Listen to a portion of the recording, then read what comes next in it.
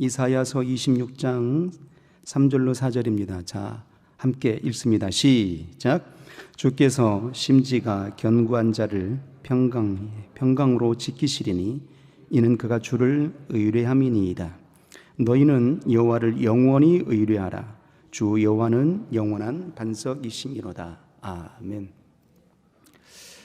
오늘 이 밤에는 우리가 간직하고 있는 믿음을 조금 더 깊이 들여다보고자 원합니다. 우리 모두는 어떤 인생들입니까? 여기 계신 분들은 모름지기 주 예수 그리스도를 구주로 영접한 자들입니다. 다시 말하게 되면 그리스도 예수를 믿음으로 간직한 믿음의 사람들이죠. 그러니까 우리 모두는 믿음이 있는 자들이에요. 그런데 우리 속에 간직하고 있는 이 믿음이 어떤 믿음인가? 심도 있게 우리 영혼의 심연을 잘 들여다보려고 하지는 않아요. 그리고 그 믿음이 과연 어떤 것인가에 관하여서도 그냥 막연하게 생각할 때가 너무 많더라 하는 것입니다. 믿습니다 하면 믿음입니까? 역사하소서 하면 다 됩니까? 결코 그렇지 않거든요. 그리고 또 하나 오해하는 것은, 믿음에 대해서 오해하는 것은 믿음을 내가 간직한 것으로 알고 있다 이 말이에요. 믿음은 내가 먼저 간직한 게 아니고 하나님이 우리에게 주신 거거든요. 예수 그리스도께서 이 땅에 오셔서 대속의 보혈을 흘려주심으로 은총과 은혜를 더하여 주신 겁니다. 믿음은 하나님이 우리에게 주신 거예요. 그러므로 이 주신 믿음을 우리는 온전히 붙잡아야 되지 않겠습니까? 그래서 우리가 이 밤에 한 번 더 심도 있게 고민해 보고자 원하는 것은 내 영혼 속에 간직하고 있는 이 믿음이 과연 어떤 것인가, 그리고 이 믿음의 경중이 어느 만큼 이르렀을까를 한번 되짚어보고 더 깊은 믿음의 심연으로 들어가시기를 주 이름으로 소원합니다. 사도 바울이 쓴 성경 중에 고린도 전후서가 있습니다. 고린도 교회를 생각하게 되면 많은 사람들이 사도 바울이 책망을 많이 했기 때문에 별로 신앙이 안 좋은 교회, 이렇게 선입견을 갖고 있기도 합니다. 그런데 과연 고린도 교회의 성도들이 그렇게 신앙에 열심이 없었을까요? 전혀 그렇지 않습니다. 뜨거운 신앙의 열심과 열정을 간직한 교회가 고린도 교회였습니다. 왜냐하면 말이죠, 고린도 교회의 그의 서신에 고린도전서 12장에 보게 되면 우리가 잘 아는 뭐가 나오죠? 은사장이 나옵니다. 9가지 은사가 아주 빼곡하게 나오거든요. 성령으로 말미암아 지혜의 믿음을, 성령으로 말미암아 지식을, 성령으로 말미암아 병고침을, 성령으로 말미암아 능력 향함을, 성령으로 말미암아 방언함을, 아주 여러 가지 9가지 은사가 나옵니다. 각양각색의 은사가 충만했던 거예요. 은사를 얻으려면 충만하지 않고서는 얻을 수가 없잖아요.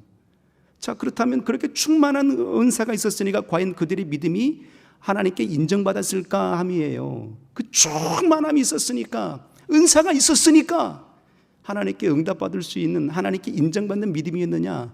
과연 그랬을까요? 그렇지 않았기 때문에 사도 바울은 꾸짖었던 것 아니겠습니까? 그렇게 충만하고 은사가 뜨거웠음에도 불구하고도 그 고린도 교회에서 일어났던 그의 역사의 일들은 어떤 내용들이었습니까? 분파가 생겨나요.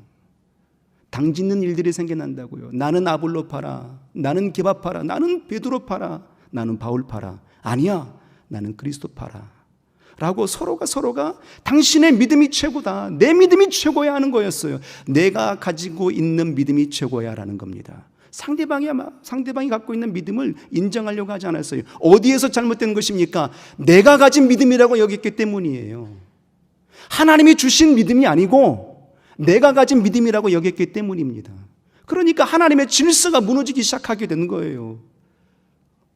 머리도 하나이고 몸도 하나이고 성령도 하나이고 그리스도의 말씀도 하나인데 어찌 분파가 있을 수 있겠느냐는 겁니다. 거기다가 성적인 타락도 아주 많았잖아요. 그래서 사도 바울은 고린도후서 13장 5절 이하에 이렇게 말씀하시는 겁니다. 아주 명쾌하듯, 아주 심령을 찌르듯 한 말씀으로 이렇게 선언하는 거죠. 너희가 믿음이 있는가 스스로 시험해 보라. 그리고 확증해 보라. 너희가 스스로 너희 속에 그리스도께서 계심을 알지 못한다면 버리운 자들이다 라고 말씀하시는 겁니다. 은사가 충만했다니까요. 믿음의 열심이 있었어요. 뜨거운 역사가 일어났다고요. 그런데 당신의 믿음인 줄 알았던 겁니다. 그때에 사도 바울은 그의 고린도에 있는 성도들에게 이렇게 선언했던 겁니다. 너희가 믿음이 있는가? 너희가 스스로 확증해 보라. 스스로 시험해 보라. 시험해 보라는 의미가 뭐겠습니까? 너희 믿음이 진실한가 들여다보라. 너희 믿음이 정직한 믿음인가 들여다보라. 너희 믿음이 하나님이 칭찬하실 만한 믿음인가 들여다보라 하심인 거예요. 그리고 더 나아가서 진보를 이루어야 되는데 어떻게 진보를 이루어야 되겠습니까? 확증해보라, 증거해보라 하심이에요. 내가 과연 하나님께서 주신 믿음을 간직한 인생이라면 우리의 모든 삶 가운데에 시면으로서 나타내 보임이, 증거로서 나타내 보임이, 증명된 믿음이 필요하다 이 말입니다. 그 역사를 나타내보라 함이었던 겁니다. 그래서 우리의 역사의 삶은 말이죠, 믿음을 스스로가 들여다볼 수 있어야 되는 겁니다. 그래서 성경에도 주 예수께서 이 땅에 오셔서 최초의 말씀을 산 위에서 태어나셨던 산상수훈 가운데에서도 주님이 말씀하시는데, 많은 사람들이 다 믿는 사람들인 건 하지만 말이죠, 다 똑같은 믿음이 아니라고 그랬어요. 어떤 이는 믿음이 적고 어떤 이는 믿음이 크도다라고 이렇게 말씀하셨거든요. 믿음의 경중이 있더라 함이에요. 그래서 이렇게 말씀하십니다. 마태복음 6장에 보게 되면 말이죠, 무엇을 먹을까, 무엇을 마실까, 무엇을 마실까 고민하는 인생들을 향해 하나님께서 이렇게, 주님이 이렇게 말씀하십니다. 공중나는 새들을 보라, 들에 핀 백합화를 보라. 저들이 심지도 않고 거두지도 아니하고 하나님께서 입히시고 먹이시거든 하물며 너희일까 보더냐. 믿음이 적은 자들아, 이렇게 말씀하셨어요. 믿음이 경중이 있는 겁니다. 어떤 이는 믿음이 크고 어떤 이는 작은 거예요. 마태복음 15장에 보면 또 이런 장면이 나오게 됩니다. 수로보니게 여인이 있었어요. 당신의 딸이 귀신이 들려가지고 심한 고통 속에 있는 겁니다. 그래서 주님께 찾아왔죠. 주여, 내 딸을 고쳐주소서. 그랬더니 주님이 당장 가서 고쳐주심이 아니라, 그가 이방인이었거든요. 가나안 사람이었거든요. 이방 사람인지라 거절하십니다. 이런 자에 이렇게 거절하시게 됩니다. 자녀의 떡을 주하여 개들에게 던짐이 마땅치 않도다 라고 이런 자에 거절하십니다. 충격적입니다. 살려달라고 외치는 그의 인생을, 영혼을 향해서 너는 이방 사람인 거로 난 너를 돌아보지 않을 것이다 라고, 자녀의 떡을 주하여서 개들에게 던짐이 마땅치 않도다 이렇게 명하셨던 겁니다. 그랬더니 이 여인이 말이죠, 포기하지 않아요. 적극적으로 더 강청합니다. 주여 올소이다. 그렇지만 개들도 주인의 상에서 떨어지는 부스러기를 먹습니다 라고 믿음의 진실한 고백을 되뇌었던 거예요. 그때 주님이 그 여인을 향해서 뭐라고 말씀하십니까? 여자여, 내 믿음이 크도다. 내 믿은 대로 이루어질지어다 라고 말씀하시는 겁니다. 무엇을 먹을까, 무엇을 마실까 하는 사람들은 그들의 믿음은 어디에 있는 겁니까? 그들의 시선은 어디에 있는 거예요? 세상에 있는 겁니다. 내 육체에 한정되어 있는 겁니다. 주님이 그들에게는 없었던 겁니다. 공중나는 새를 보라, 들에 핀 백합화를 보라. 누가 심었느냐? 누가 그들을 먹였느냐? 하나님이 지으시고 하나님이 입히시고 하나님이 먹이시지 않았더냐? 그러므로 너희가 도무지 주님을 바라볼 수 없더냐, 하나님을 바라볼 수 없더냐 했던 겁니다. 믿음이 적다 하심이에요. 그런데 수로보니게 여인은 어떻습니까? 터부시 여김을 받아도, 무시함을 받아도 그의 모든 시선은 어디에 고정되어 있는 거예요? 주 예수 그리스도를 향하여 시선이 고정되어 있는 겁니다. 이것이 바로 하나님께서 말씀하시는 큰 믿음이도다 하셨던 거예요. 자, 그럼 우리는 어떤 믿음을 간직해야 될까 하는 겁니다. 우리가 갖고 있는 이 믿음은 어떤 것인가 하는 거예요. 그냥 믿습니다 하면 되는 게 아닙니다. 주여 주여 하는 자마다 다 아버지께로 올 자들이 아니다 그랬거든요. 하나님이 보시는 믿음이 있다 이 말입니다. 그러면 우리가 간직해야 될 믿음은 어떤 것인가, 우리가 간직하고 있는 이 믿음은 어떤 믿음이어야 되는가 하는 겁니다. 믿음은 방향성입니다. 믿음은 시선인 거예요. 주여 믿습니다 이게 아니고, 믿음은 다른 말로 표현하게 되면 방향성, 곧 시선인 겁니다. 내가 어디를 지향하고 있느냐 이 말이에요. 내가 어디를 바라보고 있느냐 하는 것이거든요. 이스라엘 민족이 애굽에서 430년을 살잖아요. 430년을 살 때 그 땅이 어느 땅이었습니까? 애굽 땅, 이방 신들을 섬기는 땅이었습니다. 그러므로 온전히 주님만을 바라볼 수가 없었던 거예요. 430년의 지난한 고통 속에 모세의 손길을 통해서 그들을 출애굽하여 내십니다. 그리고 그들이 어디로 가죠? 곧장 가나안 땅으로 들어가는 게 아니잖아요. 어디로 갔습니까? 광야에 40년을 머물게 된 겁니다. 왜 광야였을까 하는 거예요. 광야 뭐가 있습니까? 모래만 있어요. 물도 없어요. 시원하지도 않아요. 쉴 곳도 없어요. 전갈만 가득한 곳이에요. 생명이 없는 곳이라고요. 그런데 하나님은 이스라엘 백성들을 광야로 이끌어내신 겁니다. 왜였을까요? 오직 주님만 바라보라 하심이에요. 너희 시선이 하나님께로 향하여 있어야 돼 함이에요. 그래서 하나님께서 광야에 나와 있는 백성들을 향해서 어떻게 역사하십니까? 매일처럼 만나를 내려주십니다. 그 만나를 내려주셨을 때에 욕심껏 가져가라 이렇게 말씀하지 않았죠. 어떻게 하셨습니까? 딱 하루치만 가져가였어요. 딱 하루치 양식만 가져가라. 왜 마음껏 가져가서 저장해놓고 더 풍성히 저장해놓고 그렇게 여유롭게 살면 좋겠는데 왜 꼭 하루치였을까? 매일처럼 주님을 바라보는 것, 매일처럼 시선을 고정하는 것, 이것이 내가 너희에게 허락한 믿음이다 함이에요. 예수 그리스도 이 땅에 오셔서 제자들에게 기도를 가르쳐 주십니다. 그것이 주기도문이잖아요. 마태복음 6장에 나오는 그 유명한 주신 기도 말입니다. 주여 우리에게도 기도를 좀 가르쳐 주세요. 제자들이 간청하거든요. 그때 주님이 그들에게 제자들에게 기도문을 가르쳐 주시는데 그 기도문의 내용 속에 이런 내용이 들어 있습니다. 일용할 양식을 주옵소서 하라. 일용할 양식을 주옵소서 하라 그랬어요. 아니 평생의 날들을 먹고 살 수 있는 양식을 구하라 말씀하지 않냐고? 왜 일용할 양식을 구하라 하셨을까요? 매일처럼 우리의 시선은 하나님께로 향하여 있어야 됨을, 그의 믿음을 가르치고 싶었던 겁니다. 그래서 제자들에게 주시는 믿음, 하나님이 우리에게 주신 믿음은 무엇입니까? 하나님을 바라보는 시선인 거예요. 믿음은 다른 게 아닙니다.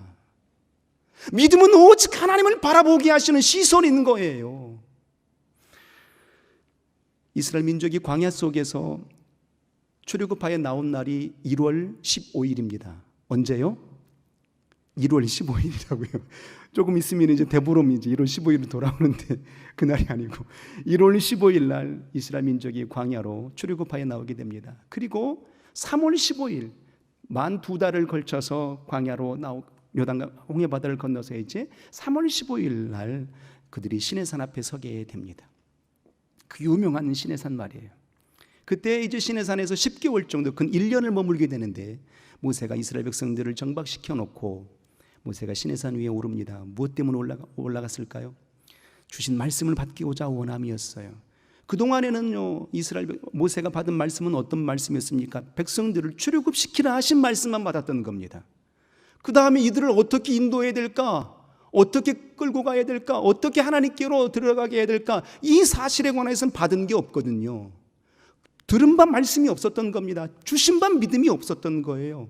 그래서 다시 최초에 만났던 하나님의 부르심을 받았던 그 시내산에 다시 오르게 된 겁니다.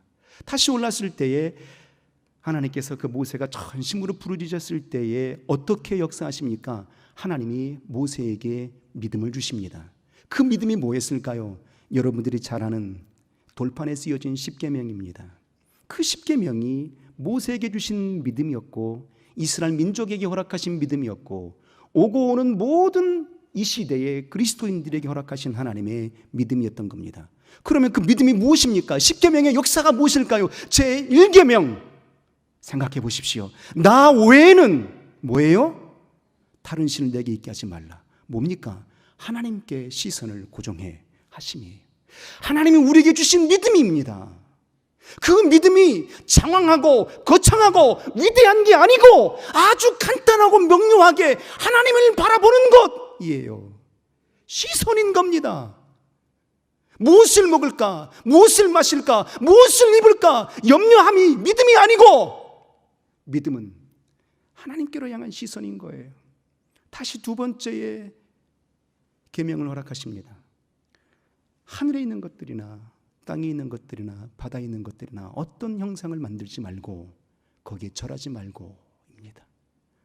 우상을 섬기지 말고 하나님만 섬겨. 다시 말하게 되면 하나님만 섬길 수 있는 시선이어야 된다 함이에요. 하나님이 우리에게 허락하신 믿음의 세계는 시선인 겁니다. 방향성인 거예요. 그러면 우리가 스스로에게 우리에게 자문해 봐야 되는 거예요. 나의 믿음은 어떤 믿음인가?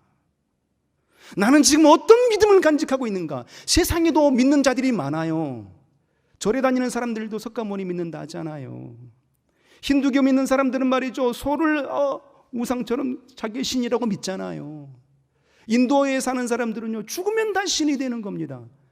일본만 가더라도 죽으면 다 신 되는 거 아니겠습니까? 그렇게 많은 믿음들이 있다 이 말이에요. 그런데 그들의 믿음은 무엇입니까? 하나님을 향한 시선이 아니잖아요.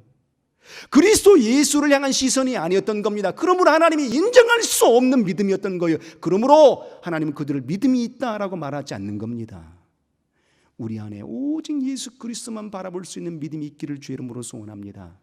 이것이 진정한 우리의 시선이어야 되는 거예요. 이것을 하나님 우리에게 던져주신 거거든요. 주신 믿음이라 이 말입니다. 그래서 여호와 이름을 망령되 일컫지 말라. 우리의 시선은 어떤 거여야 되겠습니까? 하나님을 존귀히 올려드릴 수 있는 신앙의 시선이어야 되는 겁니다. 그러므로 안식일을 기억하여서 거룩히 지켜라. 하나님께로 시선을 고정될 수 있는 그때가 언제예요? 예배 때잖아요. 이 예배 가운데에 하나님과 화목제가 일어나게 되고, 이 예배 가운데에 하나님과 거룩한 눈맞춤과 입맞춤이, 거룩한 사귐이 이루어지는 역사의 세계인 겁니다. 그것이 바로 하나님 우리에게 주신 믿음이에요. 믿음은 방향성인 겁니다. 시선인 거예요. 하나님이 아브라함을 불러내십니다. 창세기 11장부터 끝반절부터서 이제 12장 전체의 내용이 하나님이 아브라함을 불러내시는 그의 사건의 장면으로 이어지지 않습니까?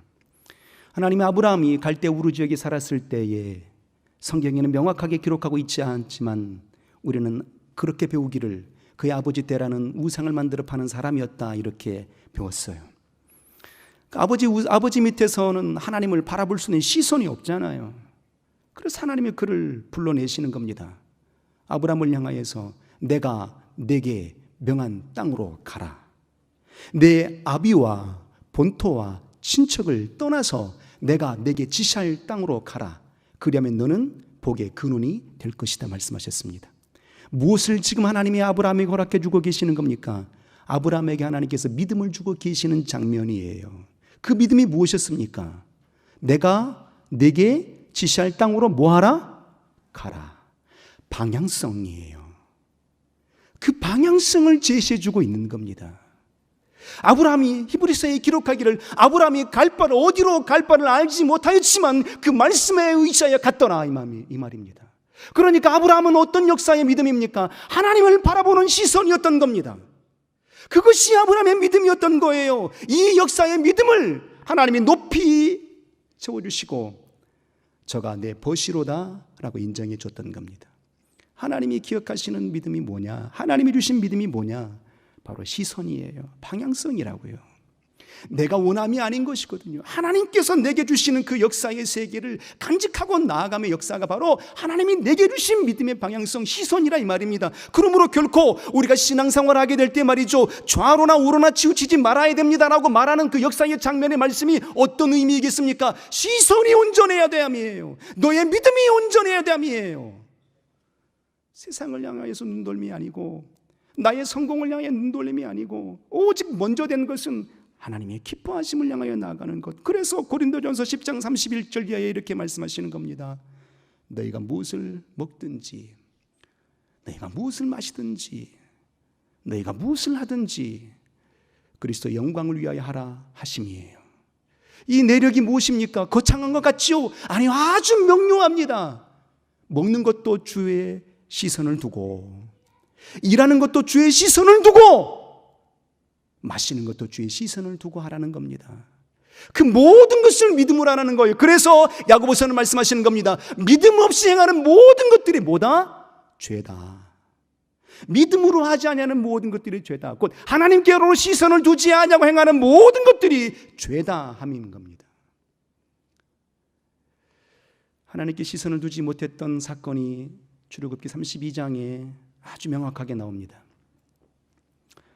이스라엘 민족이 광야에 나왔잖아요. 모세가 시내산에 올라갔는데 40일 동안에 아무것도 먹지 않고 40일 동안에 시간이 지났는데 모세가 안 내려오는 겁니다. 그랬더니 백성들이 어떻게 생각하는 거예요? 모세가 죽었나 보다. 우리를 인도하는 인도자가 죽었나 보다 했어요. 그래서 모세 형 아론에게 찾아옵니다. 그리고 아주 강력하게 아론을 향하여서 힐문합니다. 우리를 인도하는 모세가 죽었으니 우리를 인도할 신을 만들어내라라고 아주 강청하는 거예요. 마치 분기가 일어나는 것처럼 말이죠. 아론이 감당할 수 없어서 그들에게 이렇게 말합니다. 너희가 가지고 있는 금을 가지고 오라. 그랬더니 귀고리 빼가지고 오고 손가락 금가락지 빼갖고 오고 집에 있는 거 남녀노소 물어나고 있는 거 다 가져왔습니다. 그 금을 가지고 녹여서 만들어낸 게 뭐가 나왔어요? 금송아지 나왔어요. 그 금송아지를 가지고 그들이 뭐라고 합니까? 보라, 이 신이 우리를 애굽에서 인도하는 신이로다 라고 말했다 이 말입니다. 백성들이 그렇게 선언하는 거예요. 그리고 난 다음에 그 신 앞에, 금송아지 앞에 어떻게 역사합니까?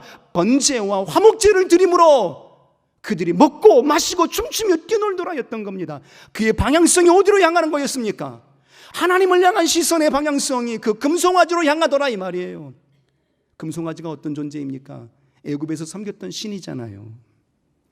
애굽에서 섬겼던 그 신의 모양을 만들어내었더니 보라, 이가 우리를 인도한 신이로다 였던 거예요. 시선을 완전히 바꿔버린 겁니다. 그때 하나님께서 대노하셨잖아요. 보라, 목이 곧은 백성이로다. 모세가 보니까 가관이 아니에요. 어찌나 열이 받던지 말이죠. 하나님께 받았던 그의 돌판을 던져버립니다. 그리고 돌판을 갈아서 가루로 만든 다음에 물에 섞어서 그들의 백성들을 향하여서 이렇게 말합니다. 너희가 마시라. 그리고 하나님 편에 선 자 나오고 그렇지 않은 자 서라 했을 때에 그날에 도륙된 자가 3,000명이에요.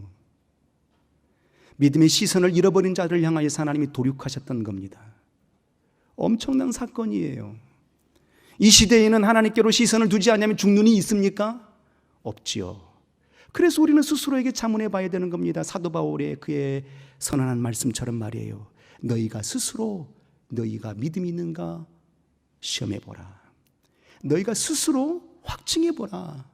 너희 속에 그리스도 예수께서 계시지 않는다면 너희는 버리운 자들이야 라고 말씀하신 역사를 우리가 들여다볼 필요가 있는 것입니다. 선언합니다. 다 같이 한번 선포해 볼게요. 믿음은 시선이다. 시작. 믿음은 시선인 거예요.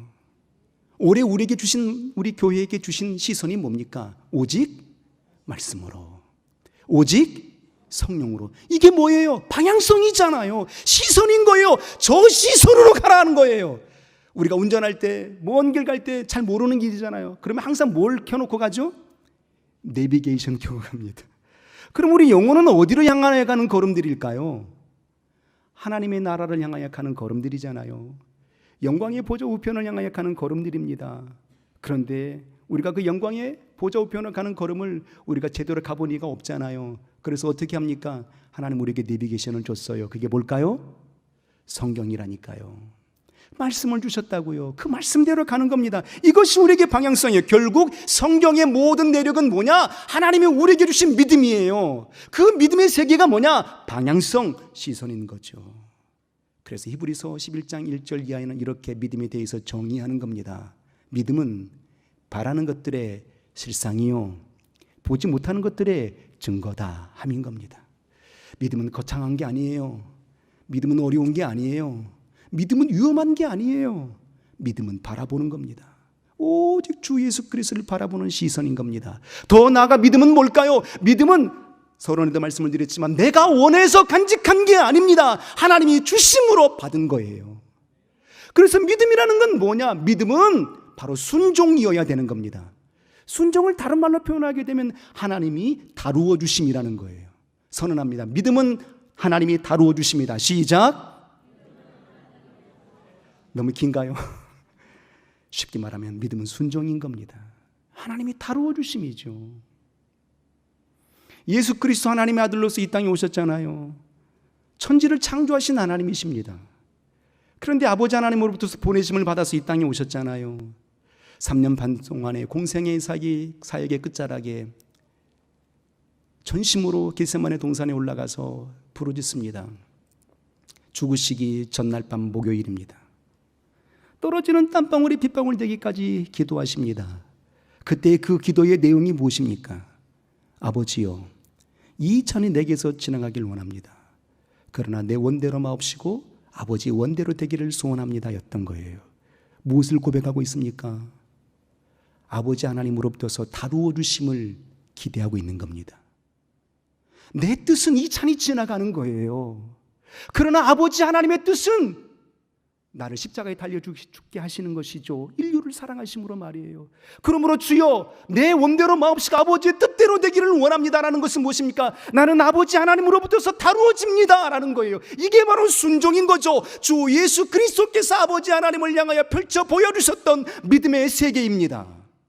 이 역사를 우리는 받아야 되는 거예요. 하나님으로부터서 다루어짐을 받아야 되는 겁니다. 그런데 우리는 믿음을 간직한 자들이 어떻게 말합니까? 주여 주시옵소서. 주여 내가 돈이 없습니다. 건강이 없습니다. 내 자손이 힘들어합니다. 주여 이루어 주시옵소서라고 합니다. 무엇을 향해 고백하고 있습니까? 나의 다루어짐이 아니라 하나님을 다루려 하고 있잖아요. 이 세계가 과연 하나님이 원하심의 세계일까? 원하심의 믿음일까 하는 겁니다. 믿음은 순종입니다. 순종의 세계로 내게 주심인 거예요. 나를 다뤄주시고자 원하심으로 주시는 거예요. 예수 그리스도 하나님의 아들 하나님이셨지만 아버지 하나님의 다루어 주심을 받고 있지 않습니까? 그런데 우리는 이렇게 생각하는 겁니다. 믿으면 복 받습니다. 믿으면 만사 형통이 됩니다. 구하라 그러면 주실 것이고, 두드리라 그러면 열릴 것이고, 찾으라 그러면 찾아질 것이니 무엇이든지 너희가 원하는 대로 될 것이다 라는 그 말씀만 붙들었던 거예요. 그런데 순종이라는 그의 역사의 세계를 빼버렸던 겁니다. 하나님의 믿음을 나의 믿음으로 바꿔버린 겁니다. 그리고 이렇게 선언합니다. 주여 내게 허락하여 주옵소서. 주여 내게 역사하여 주옵소서. 주여 내게 역사하여 주옵소서 라고 하나님을 부리고 있는 겁니다. 하나님을 다루고 있는 거예요. 하나님을 다루기 원함으로 하나님 우리에게 주신 믿음이 아니라, 우리에게 주신 믿음은 하나님의 뜻 가운데 우리의 심령이 다루어지기를 소원하심으로 주셨던 겁니다. 예수께서 제자를 부르시는 첫 장면이 누가복음 5장에 나옵니다. 베드로가 하루 종일 고기를 잡습니다. 그런데 한 마리도 못 잡아요. 그리고 새벽녘에 그물을 정리하고, 배에서 그물을 정리하고 있어요. 그날 예수께서 그의 배 위에 오르시더니 무엇이라 말씀하셨어요. 그리고 베드로에게 이렇게 묻습니다. 고기 잡은 거 있니? 아니, 없습니다. 그러면 깊은 데로 가서 그물을 내려라 하셨어요. 밤새도록 고기 잡았어요. 한 마리도 못 잡았습니다. 얼마나 지쳤겠습니까? 얼마나 피곤했겠습니까? 그리고 그물을 다 정리하고 있는데 다시 풀어서 깊은 데로 가서 그물을 내리라고 말한다 이 말이에요. 그가 누구입니까? 목수라니까요. 베드로가 예수께서 목수라는 사실을 알았을까요? 몰랐을까요? 알았다니까요.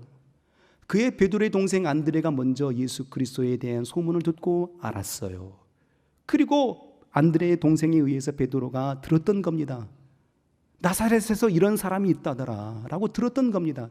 그랬기 때문에 배 위에 올라가서 말씀을 강론하셨을 때에 시면 속에 빨려 들어갔던 거죠. 그리고 주님이 말씀하십니다. 너 깊은 데로 가서 그물을 내려라 했을 때에 베드로가 무엇입니까? 어떻게 대답을 합니까? 주여, 내가 밤이 맞도록 수고하여 잡은 것이 없지만 주의 말씀에 의지하여 그물을 내리리이다. 주의 말씀 앞에 베드로가 어떻게 돼요? 다루어짐을 받고 있는 겁니다. 이게 믿음인 거예요. 하나님이 내게 주신 그의 말씀 앞에 내가 다루어져야죠. 모난 부분이 있다면 깎여져야 되는 것이고, 불순종함이 있다면 순종함으로 나아가야 되는 것 아니겠습니까? 모세가요 40년 동안 애굽에서 왕자로 삽니다. 그리고 난 이후에 40년 동안 애굽에서 왕자로 살았을 때는요, 자신의 힘으로 모든 것을 이룰 줄 알았던 거예요. 왜? 왕자니까요. 그의 어머니 요게벳을 통해서 너는 히브리 사람이라는 것도 알고 있습니다. 하나님의 선민이라는 것도 어머니를 통해서 듣고 배웠습니다. 그래서 당신의 민족을 향한 마음이 애다른 마음이 있었죠. 어느 날 당신의 민족이 고통받고 있는 겁니다. 억울함으로 싸움에 말려 있는 겁니다. 그래서 독보자 원함으로 애굽 사람을 돌로 쳐 죽였습니다. 잘했다 칭찬받을 줄 알았던 거예요. 그런데 오히려 그들로부터서 네가 우리의 재판관이냐라고 따짐을 묻습니다. 그리고 그의 소문이 바로 왕에게 들어갑니다. 결국 미디안 광야로 도망치듯 쫓겨가야 됐습니다. 그리고 40년 동안 미디안 광야에서 목동의 삶을 살아가게 됩니다. 80세에 어느 날 시내산에서 하나님의 부르심을 받게 됩니다. 내가 누군지 모르고 있는데, 어떤 존재인지 모르고 있는데, 왕자인지 히브리 사람인지 목동인지 도무지 알 수 없는 그때 하나님이 부르셨던 겁니다. 그리고 말씀하시는 거예요. 내 백성을 인도하여 내라 했던 거예요. 도저히 감당할 수가 없잖아요. 그래서 모세가 어떻게 했습니까? 아멘, 내 갈게요. 이게 아니잖아요. 5번을 거절합니다. 그 5번을 거절할 때 하나님은 어떻게 모세를 다루어 주셨을까요? 첫 번째 거절이 이런 장면이에요. 하나님, 나는 내가 누군지 모르겠습니다. 그러면 할 수 없어요 했을 때에 하나님 모세를 이렇게 다루어 주십니다. 내가 너와 함께 하리니. 너의 존재는 하나님과 함께하는 존재야라고 하나님이 다루어 주십니다. 그래도 거절합니다. 하나님, 나는 하나님이 어떤 분인지 몰라요. 하나님의 이름이 무엇인지도 몰라요 였던 겁니다. 그때 하나님 뭐라고 말씀하십니까? 다시 모세를 다루어 주십니다. 나는 스스로 있는 자니라. 그 이름을 그에게 가르쳐 주십니다. 갖고 가고 있는 거죠. 다뤄주고 있는 겁니다. 그래도 거절합니다. 세 번째 다시 모세가 거절합니다. 하나님, 내가 저들에게 가면 저들이 나를 보낸 사람이라고 믿지 않을 거예요. 그러면 어떻게 합니까? 그러므로 난 못하겠어 했어요. 그때 하나님 어떻게 역사하십니까? 내 손에 들려있는 것이 무엇이냐? 지팡이입니다. 던져보라, 뱀이 돼요. 다시 잡아보라 하니까 다시 지팡이가 돼요. 보라, 이 지팡이를 들고 가라. 내가 너와 함께하는 증거다. 내 능력을 너의 손에 들려주노라 하심이에요. 그래도 거절합니다. 네 번째 뭐라고 거절합니까? 저는요 입술이 우둔하잖아요. 말을 잘 못하잖아요. 그러니까 난 못하겠어요. 그때 하나님이 뭐라고 말씀하십니까? 말 잘하는 내 형 아론이 있지 아니하냐라고 하나님이 그를 또 다루어 주십니다. 제발 보낼 만한 자를 보내주세요라고 5번째 거절할 때 하나님은 어떻게 또 다루어 주십니까?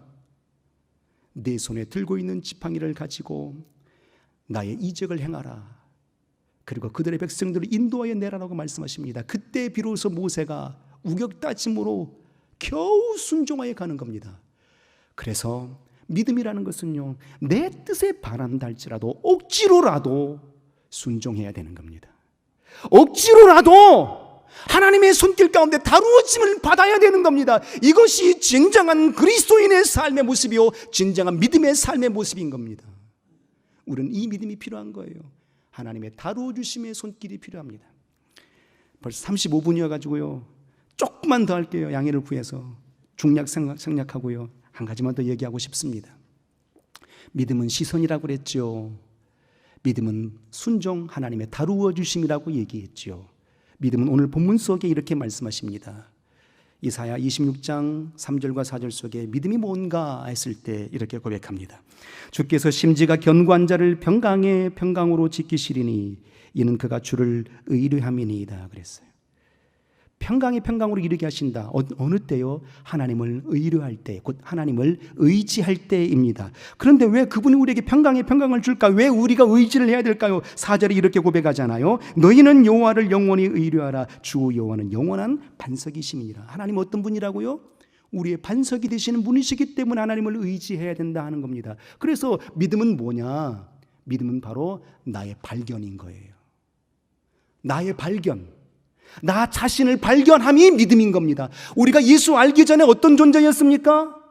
내 뜻대로 살아가는 존재였잖아요. 나는 무엇이든지 할 수 있어요. 내 힘으로 내가 노력하면 되고요. 내가 노력하면 성공할 수 있고요. 내 힘으로 다 할 수 있어요. 라는 존재였잖아요. 내 인생은 누구의 것? 내 것이라고 얘기했잖아요. 내 인생은 나의 것. 그냥 내버려 두세요. 우리 자녀들 키울 때 그러잖아요. 중학생, 고등학생 한참 예민할 때 아들아 이것 좀 해라. 내가 알아서 할게요. 내가 알아서 할게요. 이렇다니까요. 그들이 누구에서 나왔습니까? 물론 하나님의 선물이죠. 그러나 아버지, 어머니를 통해서 왔잖아요. 그러면 말을 들어야 되는데 그들은 이렇게 말하는 겁니다. 내가 알아서 할게요. 내 인생은 내 거니까 내가 알아서 할게요. 이렇게 얘기한다 이 말입니다. 우리가 그랬잖아요. 내가 알아서 할게요.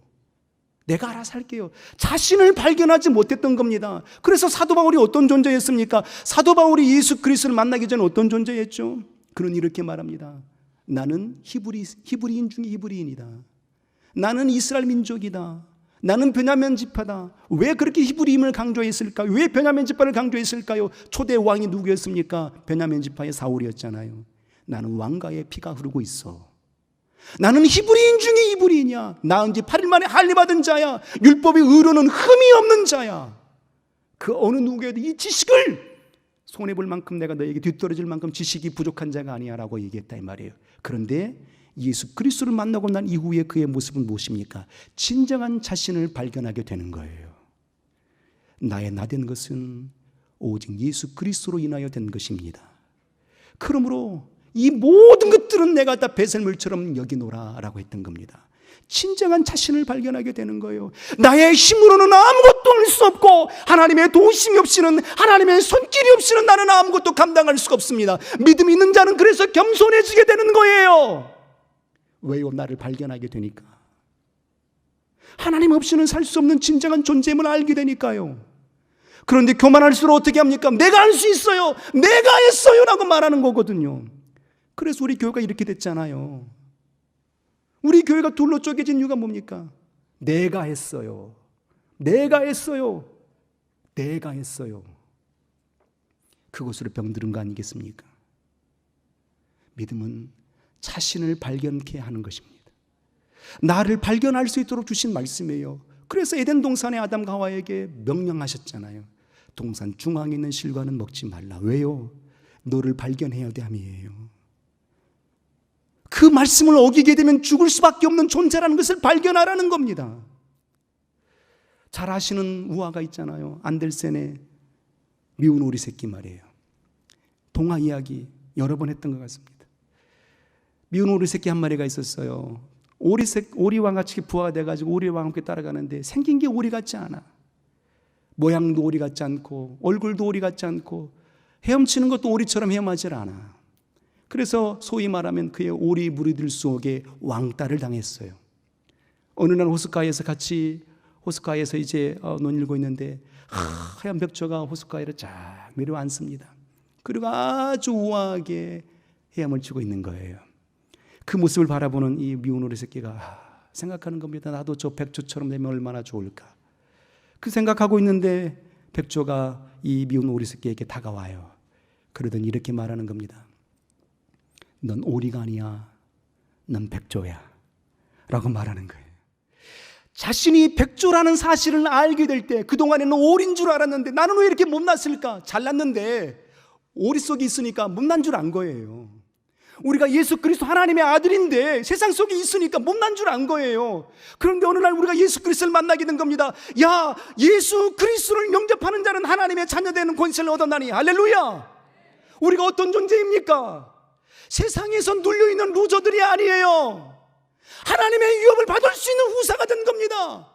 이 신분을 깨닫게 된 것이 무엇으로 말미암게 된 것입니까? 믿음으로 말미암아 된 거예요. 그러면 이 미운 오리 새끼가 말이죠, 백조가 된 사실을 알았을 때에는 오리와 함께 살았을까요? 백조와 살았을까요? 당연 백조와 살았겠죠. 백조가 나를 때 같이 나르더라. 동화 속 이야기 한 장면입니다. 내가 하나님의 자녀의 신분을 우리가 알게 되었는데 어찌 세상과 연합할 수가 있겠습니까?